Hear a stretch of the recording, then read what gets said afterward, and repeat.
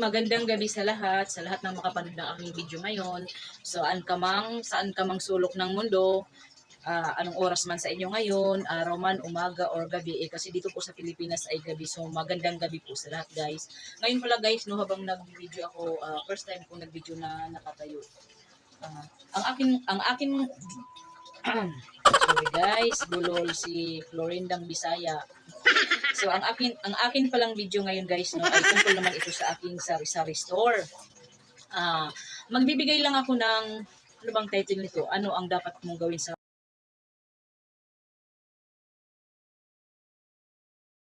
pag-isipan ko na lang muna ang title nitong aking video ngayon guys. So ang aking video ngayon kung ito na lang siguro ano ang dapat mong gawin kung marami kang example ko na lang guys, no, dito sa aming area, dito sa aming lugar, maliit lang po ang area. Nasa 72 families po kami, 72 families. Ang tindahan dito ay, isa, dalawa, tatlo, apat, lima. 6 na tindahan na lang pala kasi yung isa, medyo sarado na sila. So, ano ang dapat mong gawin kung marami kaya sa amin na maliit lang ang area. So ang una kong tips guys, tiwala lang sa sarili ba na kasi guys, bakit ko nasabing ganun? Meron kasi, hindi ko alam guys kung relate kayo nito na meron naman kasing customer na example, customer ko siya dito. Pag nalaman niyang may bagong tindahan, lumilipat sila. So experience ko po talaga yan. Hindi ko lang po alam kung na-experience ka ninyo. Customer ko sila dito, nung may nagtayo ng bagong tindahan, lumipat sila sa ibang tindahan. Hindi ko alam ang rason guys, o baka mas mura sa kanila or mas malapit sa kanila. Basta ganun. Dapat tiwala lang sa sarili na sana yung customer mo, customer mo pa rin. Kasi kung ano talaga sa'yo guys, loyal sa'yo talaga yan. Yun yung una kong ano. Yung sa pangalawa guys, dapat agahan ang pagbukas, tagalan ang pagsara. Kung dating ilan pa lang kayo nagbubukas ka ng alas 5 ng umaga, magbukas ka ng alas 4 ng daling araw. Kasi sa mga ganyang oras guys, marami namang mga bumibili na dahil yung iba niyan mga trabahante.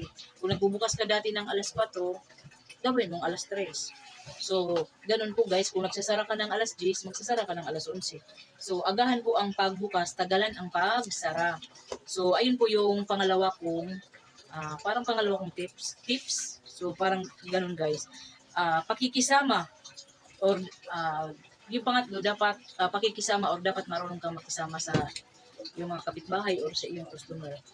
So, ayun yung importante guys, no? Dapat marunong ka rin makisama sa mga customer mo. Pero ako talaga guys, minsan, hindi ko alam kung relate ba kayo nito. Minsan, may time talaga na lumalabas yung ugali mo. Kasi, yung may iba kasing customer guys no na sa'yo bumibili, ay sa'yo umuutang, sa iba bumibili. So pag ganyan po kasi guys, parang naiinis ako kasi okay lang naman guys na okay lang naman po na bumili siya sa iba basta sa items na wala sa'yo. Kasi nung time na wala pa akong tindahan, kung saan po talaga ako nangungutang, doon ako bumibili. Pero pag wala doon sa inuutangan ko, natural sa ibang tindahan ako bibili. So, ayun, minsan lumalabas yung ugali ko talaga kasi sa totoo lang nakakasama naman talaga ng loob. Hindi ko lang alam kung relate ba kayo, basta ako, ganyan talaga ako minsan. Minsan, pag nahuhuli ko, kung hindi ko man mahuli, meron kasing customer na nagkukwento din sa akin na, ay, bakit si ganito, nakita ko doon sa ganyan-ganyan. So, ayan, sa pag ganyan, naiinis talaga ako. Ayun yung sa pangatlo, guys, no. Ang sa pang-apat ko naman guys, ang pang-apat ko naman, dapat naka-ready ka, may panukli ka palagi. Example, kasi di man maiwasan na si customer, bumili sa'yo umagang-umaga, example, ang pera niya ay 500, tapos mga 40 lang ang mabawas or 50, dapat naka-ready yung panukli mo sa ganyan, minsan na 1,000 pa. Pero ako naman talaga, pag may panukli, nagsusukli talaga ako. Minsan nga pag may nagpapabarya, babarya talaga ako. Kasi natural, mga suki mo yun, yung mga customer mo yun. Pero di rin maiwasan sa atin talagang, hindi ko alam kung sa inyo ganun ba, ganun din ba. Sa akin kasi, hindi ko maiwasan minsan na talagang naubusan talaga ako ng barya. Kaya, anong nangyayari, nanghihinayang din ako kasi, siyempre wala akong ibang sabihin sa customer, ibalik mo na lang, o bayaran mo na lang po pag nabaryahan ka kahit umagang-umaga. So, ganun po, dapat naka-ready po talaga ang mga panukli natin kasi sayang naman na hihindian mo. Yung hihindian mo, ay wala akong baryan yan, yung mga ganyan. Dapat naka-ready talaga ang mga panukli natin. Ang sa panglima naman, yung stocks, dapat talaga parati tayong or palagi tayong may stocks kasi basihan ko na lang sa sarili ko, no, nanghihinayang talaga ako na minsan ang hinahanap ni customer hindi ko na wala ako. Sayang talaga kaya bahala na kung kapos sa pera o kulang sa budget. Kahit tatlong piraso na lang siguro, example sa mga sardinas. So, ganun ang ginagawa ko ngayon. Kasi, sa ngayon talaga, medyo, parang nakaka-experience ako ng kagipitan. Hindi ko alam dahil sa sobrang mahal ba siguro ng mga bilihin ngayon. Kasi dati, ang stocks ko, karton-karton pa eh. So, ngayon talaga, medyo nagigipit. Ang binibili ko na lang, palima-limang piraso na lang ngayon. Hindi na kagaya dati na puno siya. Dahil siguro sa ang quota ko, dati kasi kumikita ko ng mataas pa sa 2,000. So ngayon, hindi naman bumababa, pero iba na. Ang ginagawa ko ngayon, kung dating nagbabox-box ako ng Tupiko Blanca na pinaka-fast moving sa aking kape, ngayon ay tay-tay na lang. Dalawang tay, tatlong tay na lang ang binibili ko. Sa sardinas dati, kung nagkakarton ako sa mga century tuna, so, ngayon, 10-10 na lang, minsan 5-5 na lang. So, at least, ang mahalaga, guys, pag hinanap ni customer, meron pa rin tayo. Pero ako talaga minsan nauubusan ako. Kasi ang nangyayari sa tindahan ko ngayon, parang kanta ni Sarah Geronimo na paikot-ikot na lang, ikot-ikot. So, ganun po ang nangyayari sa ngayon. Ang sa pang-anim, guys, huwag magsungit sa customer. Isa din yun sa pinaka-importante na huwag kang masungit sa iyong customer. Kasama din yun sa dapat marunong kang makisama. Kasi, siyempre, pag naiinis ka, kunyari, inis ka dyan sa customer na yun, huwag mo siyang sungitan na dapat huwag mag-sungit ka ni customer. Kasi ako, basihan ko rin sa sarili ko, guys. Pag bumibili ako sa ibang tindahan na nagsusungit si customer, naiinis din ako. Naiinis din talaga ako, kaya inaalisan ko talaga yan.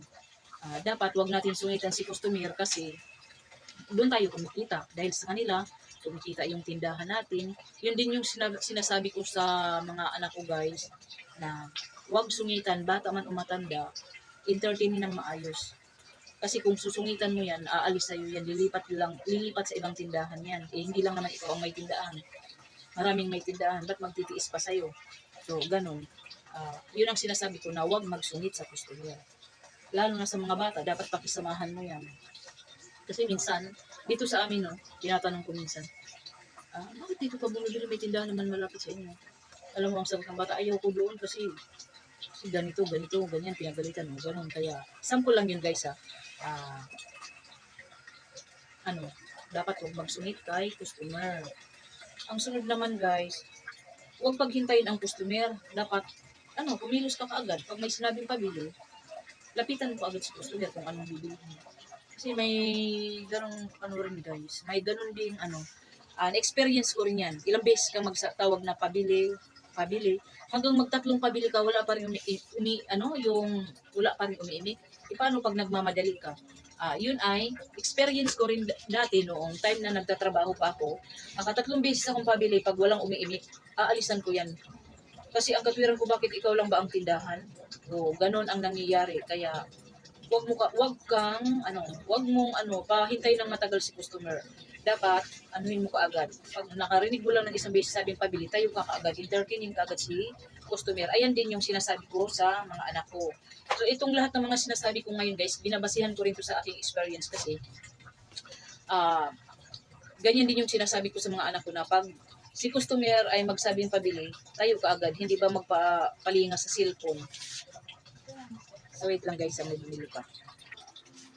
So, balik tayo, guys, kasi may bumili. So, ayun lang yung ko, guys. Yun, yung pinakalas na huwag paghintayin si customer. Kasi dito sa tindahan ko, guys, kahit malit lang tong tindahan ko, kumbaga si customer open dito na pumasok. Minsan nga, customer ko yung nagbubukas ng ref, customer ko yung pinapakuha ko na. Nandito ako, sige, kuha ka na dyan. Sanay kasi sila. Kumbaga, siyempre mga kapitbahay mo naman, close mo lahat yun. Sanay sila sa ganong sitwasyon na kung bumibili ng yelo, kuha na lang dyan, bumibili ng soft drinks, kuha na lang dyan, yung ganon. So, ayun lang ang aking share ngayong ano guys, no? Share ko ngayong gabi na ito. Alam ko naman lahat siguro guys na syempre lahat naman tayo may sari-sari store. Siguro ang makaka-relate nito may sari-sari store. So, meron pala akong ipapahabol yung pangsyam. So, ito rin dahil sa ito, nasabi ko talaga itong mga to dahil sa aking mga anak noon na pag sila minsan ang nagbabantay ng tindahan. Huwag bang magsabi ka agad na wala. Dapat kasi yun yung yung style ng mga anak ko pag sila nagbabantay, wala daw. Bago magsabing wala, dapat i-double check mo na lahat ng items kasi meron naman kasing hindi naka-display pero kung example, may namalingki ngayon, hindi na i-display ka agad, kinabukasan pa. So, bago magsabi ng wala, magtanong muna sa kasama sa bahay or i-double check muna kung kung may items ba or talagang wala na, maghanap muna. Kasi di man talaga maiwasan yun guys, na namalingki ka ng hapon, hindi mo naman talaga mai-display ka agad yun hanggat kung kinabukasan pa yun. Ganun ako kasi pag namalingki ngayong hapon yung mga anak ko, kinabukasan ko pa mai-display. So, ayun yung pahabol ko guys. Bago magsabing wala, i-double check muna talaga lahat ng lalagyan, lahat ng mga nakakalat na kung may nakalagay bang mga dyan, mga bagong pinamalingki. So, ayun lang guys, ayun yung pahabol ko. Sana, syempre, mapanood naman to sa aking mga anak. Sana, ayun, huwag magsabi ng wala na hanggat hindi pa dino-double check ang lahat o nagtanong sa mga kasama sa bahay. So, ayun lang po. So, ayun lang guys. Siguro lahat naman din ng may sari-sari store nakablog na ng ganito. Yun ay, nasabi ko yung lahat ng iyon, yun ay binabasehan ko sa aking sariling experience. So, shout out time tayo guys. Shout out time. Ito yung mga shout out ko. Yung pagsa-shout out ko, parang simpleng na lang. Pasasalamat na lang sa mga nagsusupport sa akin. Maraming salamat pala sa lahat ng mga subscribe sa akin, lahat ng subscribers ko. Magsa-shout out na ako guys, no? Napagkarami nito guys kasi lahat na pumapasok sa akin sa LS at saka sa pag may premiere ako nakalista yan guys. So ayun.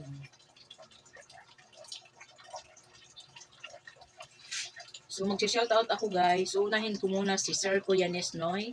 Hindi ko na to yung mga YouTube channel guys. Babasahin ko na lang yung mga pangalan kasi ang dami. So shoutout pala kay Sir Kuya Nesnoy. Maraming salamat. Walang sawang pasasalamat. Kay Sir Nesnoy, Sis Mimi, Sis Esther Pahadura, Sis Bracy, Sis AG Lakiwan. Maraming salamat sa inyo. Maraming salamat din kay Sis Isang Librong Pag-ibig. Talagang inano ko guys. Kasi minsan may pumapasok sa LS mo na ang gamit nila ay lang yung kumbaga ninja kung tawagin natin. Hinahanap ko talaga yung nila, yung main channel. So maraming salamat kay Sis Isang Librong Pag-ibig, Sir Michael TV Vlog, Kasari Sis Lorna TV, maraming salamat. Kay Sis Ann Caparinho or Caparinho Family, Sis Ann, maraming salamat. Sis Helen Store Vlogs, maraming salamat Sis Helen. Kay Master JR, lagi ko nakikita yan sa aking premiere. Maraming salamat Master JR. Kay Sir Nards Agno Channel, Sir Nards, maraming salamat. Kay Mami Lurul, maraming salamat sis Mami Lurul sa support mo, maraming salamat. Sis ay kay Sir Hotpix Weather Report, maraming salamat Sir Hotpix. Sis Nanas Vlog, maraming salamat Sis Nanas. Kay Travel and Tutorials It, kay Sis Ramona. Maraming salamat Sis Travels and Tutorial Eats. Maraming salamat sa support. Kay Sis Jean Vlogs, daghang salamat Sis Jean. Kay Sis Teen Store Vlogs, maraming salamat Sis Teen Store. Kay Dai Eds Vlog, Sis Eds, maraming salamat din sa iyong support. Dai, ang channel po niya ay Dai Eds Vlog. Kay Sis M, Sis Tindirang Tahimik Sis, maraming salamat Sis. Kuya Ber TV, maraming salamat Kuya Ber sa iyong mga patamsak, maraming salamat. Kay Papa Jack, maraming salamat. Kay Sir Aldoy the Fish Hunter, Sir Aldoy, maraming salamat sa iyo Sir. The Fish Hunter talaga kasi ang daming nakukuhang isda. Kay Little Tick Engineer, thank you so much. Kay Kasari Genevieve, Genevieve Mix TV, maraming salamat sa support mo Kasari. Kay Sir Kiko Makings, yung iba po dito, dati kong ka-YTE group. Maraming salamat sa inyo mga ka-YTE group. Dati. Kay Mikako Vlog, maraming salamat Mikako Vlog. Kay Ipotente, Sir Ipotente, maraming salamat Sir. Kay Aspiring Fam Girl, maraming salamat Sis, kagid ka to. Kay Sis Burgess Vlog, Sis Burgie, maraming salamat. Kahit busy ka dyan sa sa Singapore, pinagkakaabalahan mo pa rin panoorin ang aking premiere or nagko-comment ka sa aking mga video. Video. Maraming salamat, Sis Bergie. Kay Sis Berlin Ubiasada, ang aking kababayan nga taga Cebu. Maraming salamat, Sis Berlin. Kay Sir Masing Vlogs, maraming salamat sa iyo, Sir Masing Vlogs. Kay Simply Dance, maraming salamat sa iyo, Sis Simply Dance. Daghang salamat sa imong panood sa akong video. Maraming salamat. Kay Sis Princess Freya, Sis Freya, maraming salamat. Napagka-supportive mo talaga. Kahit hindi ka man makapanood ng aking LS, talaga nagko-comment ka sa aking mga video. Talagang maraming salamat. Kay Ma'am Hanilu, kay Sis Mirimi. Si Sis Mirimi po, nasa 60 subscribers pa lang po. Ayun po, simula po talaga nung dati, nung bago pa lang ako sa YouTube. Nandyan palagi si Sis Mirimi. Dati pumapasok ako sa LS niya, pero talagang hindi na kaya kasi nasa ibang bansa sila noon. Tapos, magkaibang oras. Minsan alas 12 na ng hating gabi. So, Sis Mirimi, maraming salamat, Sis. Kay T. Inor Channel. So, hindi ko po, pag nagbablog to si T. Inor Channel, hindi ko maintindihan kasi iba yung salita nila. Thank you so much. Kay Sis Lini Salinas, na kababayan ni Sis Day Age Vlog. Thank you, Sis. Si Ride On TV, maraming salamat si Ride On sa panonood mo sa aking premiere, sa pagko-comment mo sa aking mga video. Maraming salamat. Kay Sir Jimmy TV Officials, dagang salamat, Sir. Kay Sis Miriam Lacuachera. So, maliit pa po ang bahay ni Sis Miriam. Paki-subscribe naman po kay Sis Miriam. Kay Tuto Channel, maraming salamat. Kay Sis Leonie Arelliola. So, ayun lang guys, ang pa-shoutout ko, mga simpleng pasasalamat lang sa aking mga supporters, sa aking mga subscribers. So, maraming salamat sa inyo guys. Hanggang dito na lang po ang aking video ngayong gabi. Sa lahat po ng makapanood ng aking video, kung hindi pa po kayo nakapag-subscribe sa aking channel, isubscribe niyo na rin po ang aking munting channel, si Florenda's Vlog.